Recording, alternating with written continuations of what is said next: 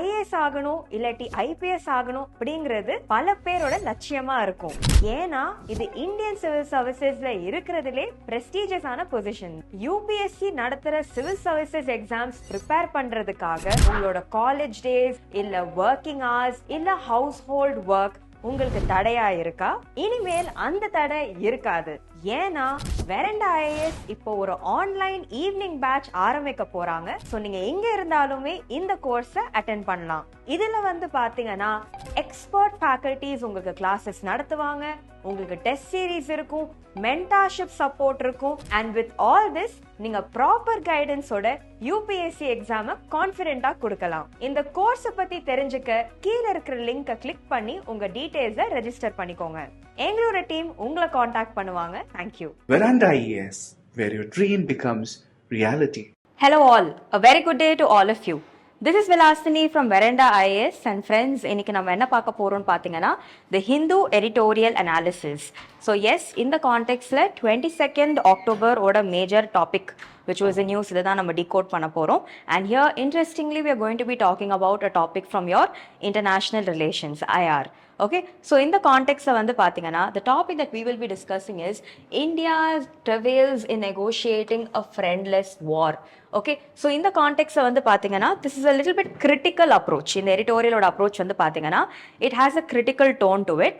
Okay, so here in the context and the author எப்படி ஒரு fragmented geopolitical orderல இந்தியாவோட relationship is changing and how should we change our ties accordingly. So இருக்கிற situation எப்படி இருக்கு அப்படின்னு analyse பண்ணிருக்காங்க.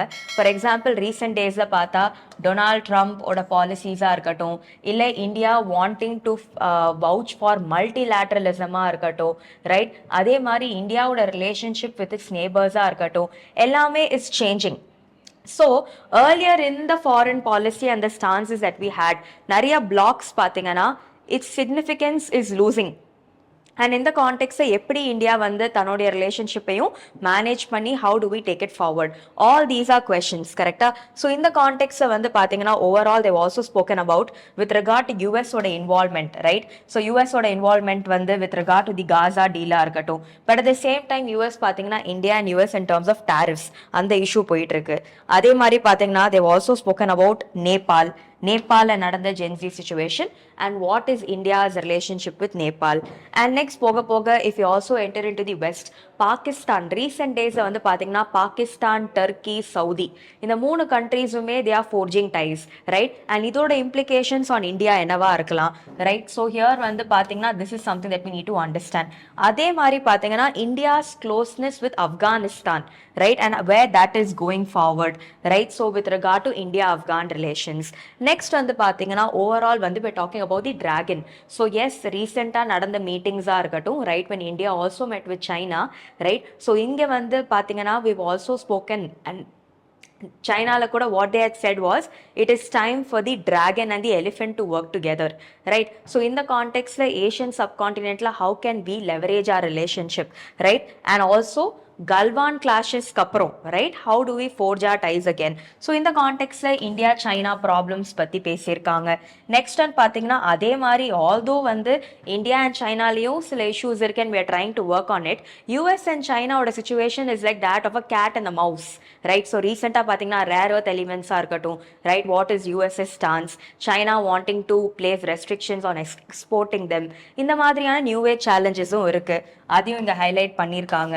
so going forward, right, India we also need to manage the situation well, right? so how do we deal with this? so overall in the context we will try understanding the fragmented relationship, ongoing issues என்னன்னு நம்ம புரிஞ்சுக்க try பண்ணலாம். Okay, so இந்த கான்டெக்ட்ல one thing I want you all to understand is எல்லா வாட்டியும் நம்ம ஒரு எடிட்டோரியல் அனலைஸ் பண்ணும்போது we go ahead with what is called as the code approach. Context, opinion, data and takeaways. So in the context when we talk about context changing diplomatic engagements of India with the rest of the world, or channelizing a fragmented geopolitical order, right? this could be the context.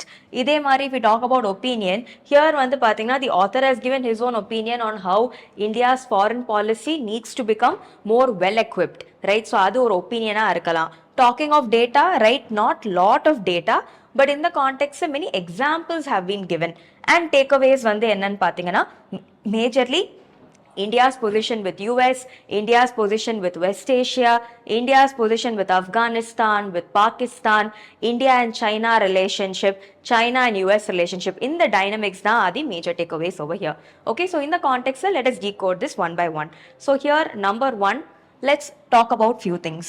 Okay, so now, இப்போ India and US ஓட relationship நம்ம எடுத்துக்கிட்டா, right? So Trump வந்ததுக்கு அப்புறம் the relationship is changing a bit because Trump வரும்போது he came with the motto of MAGA, which is Make America Great Again, right? So இந்த கான்டெக்ட்ல right எந்தெந்த countries ஓட USக்கு ஒரு unfavorable trade balance இருக்கோ அந்த countries மேல US started imposing heavy tariffs, right? So இந்த கான்டெக்ட்ல உங்களுக்கே தெரியும், right? So totally 25% initially and அதுக்கப்புறம் வந்து பாத்தீங்கன்னா more amount of tariffs were also being added. Primary reason வந்து என்ன? Because India is getting crude oil from Russia. இது USக்கு பிடிக்கல. This was happening right in the contextல. அதே மாதிரி பாத்தீங்கன்னா India and US are a part of a grouping called as Quad. So India-US ties ஓட recent strain வந்து பார்த்தா is the notion of tariffs and also US ஓட stance of India procuring crude oil from Russia and also the S-400 Triumph missile system from Russia. இதுதான் வந்து with regard to India-US ties. Okay, இப்போ இதே contextல right, if we talk about the position of India and Pakistan, right? So here common point, biggest problem for us is the problem of terrorism, right? Terrorism, cross border infiltration, right? இதுதான் வந்து இருக்கிற ஒரு major problem.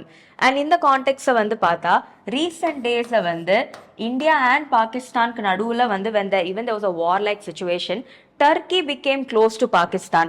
So here Turkey's closeness to Pakistan வந்து can also be seen as a threat to India. அதே மாதிரி பார்த்தா recent டேஸ்ல வந்து பாத்தீங்கன்னா பாகிஸ்தான் அண்ட் சவுதி ரைட் ஒரு டீப்பெண்ட் ரிலேஷன்ஷிப்பை ஃபாஸ்டர் பண்ணியிருக்காங்க where what they have said is right an attack on Pakistan is seen as an attack on Saudi Arabia. Similarly, an attack vice versa. So here, இது வந்து பாத்தீங்கன்னா அவங்களோட டிஃபென்ஸ் டைஸ் அவங்க ரொம்பவே depend பண்றாங்க and this could be concerning for a country like India because Pakistan is our immediate neighbor, right? So இது ஒரு பக்கம் போயிட்டு இருக்கு.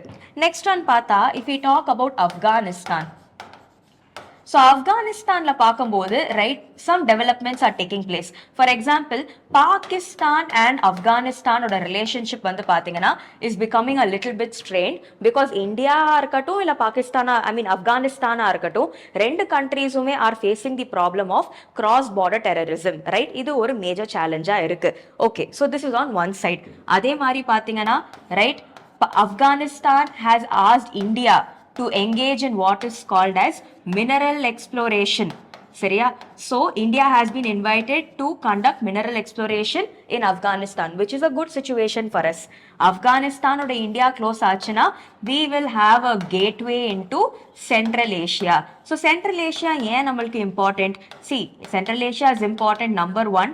ஏன்னா இந்த இடத்துல வந்து நிறைய minerals and reservoirs இருக்கு and India can get access to it. எப்படி ஈரான்ல இருக்கிற சாபஹார் போர்ட்ல இருந்து we can try to get into Afghanistan and we can access Central Asian countries by bypassing Pakistan, right? So இது வந்து ஒரு potential advantage. So here நிறைய engagements India Afghanistan ties நம்ம rework பண்ணிட்டு இருக்கோம் which is good for India. Pakistan Afghanistan ties are a bit strained. Okay, இப்போ இதே angle if we talk about China, fine. So I think இப்போ வரைக்கும் உங்க எல்லாருக்குமே புரிஞ்சிருக்கும் India US India Pak, Afghanistan Pak and India. Okay, இப்போ இதே angle if we talk about China. So China உங்க எல்லாருக்குமே தெரியும் on the sideline of the BRICS meetings, right? Also with regard to Shanghai Cooperation meeting, we have all been meeting. So in the context, if we specifically talk about China, right? In the post-Galwan clashes kapparam, right? We are trying to rebuild our relationship, right? So be it in terms of trade, be it in terms of infrastructure, right? So inga kuda inga enna sollirukanga India and China are two countries which can become leaders in the Asian subcontinent, right? So in the edathla we have to foster our relationship and take this forward, right? So in the context China's role can also be important for India, especially in the upcoming times. Okay, this is on one side. Adhe mari pathingana, right? So here recently வந்து இந்த BRICS மீட்டிங்ல கூட Russia India China trilateral right, was seen to be strengthening. இதையுமே வந்து highlight பண்ணியிருந்தாங்க கரெக்டா. So அதே மாதிரி இந்த contact if you also see the notion of US and China, right, so China வந்து பாத்தீங்கன்னா has a very good reserve of rare earth elements. So இந்த rare earth elementsனா என்ன, right, they are a group of 17 elements. இதுக்கு பேர் ஏன் rare, ஏன்னா இதோட availability நாளே இல்லை, but because of difficulty in extracting them. So here US வந்து பாத்தீங்கன்னா is dependent on these rare earth elements. China வந்து wants to place restrictions on exporting them out. So இதுதான் வந்து இந்த author வந்து ஒரு cat and mouse ஓட relationship மாதிரி highlight பண்ணியிருக்காரு, right. So உலகத்தை சுத்தி பார்த்தா every country is having some or the other issue and challenges, right. So இந்த contextல India, right, நம்மளோட எக்ஸ்டர்னல் அஃபேர்ஸ் மினிஸ்டரா இருக்கட்டும். ஸோ ஹியர் இந்தியாவில் வந்து what mister Jaishankar is saying is we have to try promoting multilateralism, right. So here ஒரே ஒரு கண்ட்ரியை மட்டும் depend பண்ணி இல்லாம we have to strengthen our relationship with other countries, right.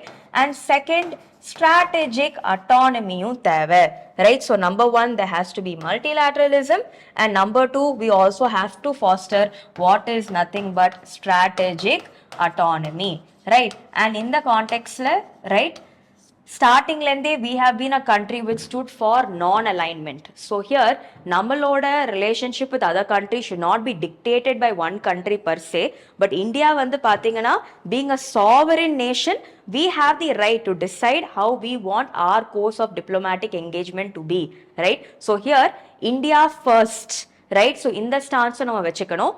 And இதே கான்டெக்ட்ல, right, we also have to understand that Atmanirbhar பாரதா மாறணும்னு நினைக்கிறோம். So here how can we best engage out of the relationship with different countries? So worldwide பார்த்தீங்கன்னா நிறைய western double standards இருக்கு கரெக்டா. So இந்த western double ஸ்டாண்டர்ட்ஸ்ல India has to protect its own interest, right. So here the way forward should be multilateralism and strategic autonomy, fine. So இது வந்து ஒரு UPSC point of வியூலேருந்து தேவைப்பட நிறைய பாயிண்டர்ஸ் அவங்க கிட்ட கொடுத்துட்டேன். But now let us also understand few other things, right. So here author என்ன சொல்றாரு, recent issues India's மல்டிலேட்டரலிசமா இருக்கட்டும் இல்ல ட்ரம்ப்ஸ் பாலிசிஸா இருக்கட்டும், this is bringing about certain difficulties in existing diplomatic engagement. Next அவங்க என்ன சொல்றாங்க, டர்க்கி பாகிஸ்தான் சவுதியோட growing relationship கூட can affect India, right, in some way. So here இந்த மாதிரியான new age challenges இருக்கு. Then we also have China factor, right. So here வந்து at the given moment what is required is our foreign policy வந்து பாத்தீங்கன்னா should evolve, right. And here strategic foresight இருக்கணும், diplomatic outreach இருக்கணும், and we have to reach out. For example, Asian countries எடுத்துக்கிட்டா we have Act East, right. அதே மாதிரி we have different groupings with the West, like for example I2U2 grouping, right. அதே மாதிரி நிறைய organizations that we have to strengthen our position, right. So here in a world which is very fragmented, right, geopolitical order மாறிட்டு இருக்கும்போது India also has to look out for multilateralism and strategic autonomy, right. So overall இதுதான் crux of this article, right. I hope the discussion was useful. Thank you. All the very best. IAS ஆகணும் இல்லாட்டி IPS ஆகணும் அப்படிங்கிறது பல பேரோட லட்சியமா இருக்கும். ஏன்னா இது இந்தியன் சிவில் சர்வீசஸ்ல இருக்கிறதுலே பிரஸ்டீஜியஸான பொசிஷன். UPSC நடத்துற சிவில் சர்வீசஸ் எக்ஸாம்ஸ் ப்ரிப்பேர் பண்றதுக்காக உங்களோட காலேஜ் டேஸ் இல்ல ஒர்க்கிங் ஹவர்ஸ் இல்ல ஹவுஸ் ஹோல்ட் ஒர்க் உங்களுக்கு தடையா இருக்கா? இனிமேல் அந்த தடை இருக்காது. ஏன்னா வெரண்டா IAS இப்போ ஒரு ஆன்லைன் ஈவினிங் பேட்ச் ஆரம்பிக்க போறாங்க. சோ நீங்க எங்க இருந்தாலுமே இந்த கோர்ஸை அட்டெண்ட் பண்ணலாம். இதுல வந்து பாத்தீங்கன்னா எக்ஸ்பர்ட் ஃபேக்கல்டிஸ் உங்களுக்கு கிளாஸஸ் நடத்துவாங்க, உங்களுக்கு டெஸ்ட் சீரீஸ் இருக்கும், மென்டார்ஷிப் சப்போர்ட் இருக்கும், அண்ட் வித் ஆல் திஸ் நீங்க ப்ராப்பர் கைடன்ஸோட UPSC எக்ஸாம கான்ஃபிடென்ட்டா கொடுக்கலாம். இந்த கோர்ஸை பத்தி தெரிஞ்சுக்க கீழே இருக்கிற லிங்கை கிளிக் பண்ணி உங்க டீடைல்ஸை ரெஜிஸ்டர் பண்ணிக்கோங்க. எங்களோட டீம் உங்களை காண்டாக்ட் பண்ணுவாங்க. Thank you. Veranda IAS, where your dream becomes reality.